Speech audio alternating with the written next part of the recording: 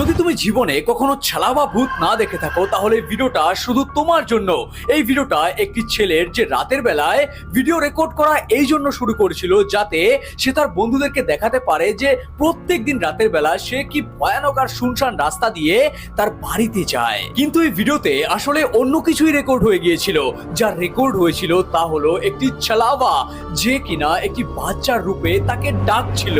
যদিও ছেলেটা ভূতের খপ্পরে পড়ে সেখানে দাঁড়ায় না, কিন্তু যদি সে ভুল করে সেখানে দাঁড়াতো তাহলে তার সাথে যা খুশি তাই হতে পারতো। এখন সেই ভিডিওটা আমি তোমাদের দেখাবো, বাট অবশ্যই নিজের রিস্কে দেখবে আর তাদের সাথে শেয়ার করবে যারা রাতের বেলায় বাইরে ঘুরতে খুব পছন্দ করে।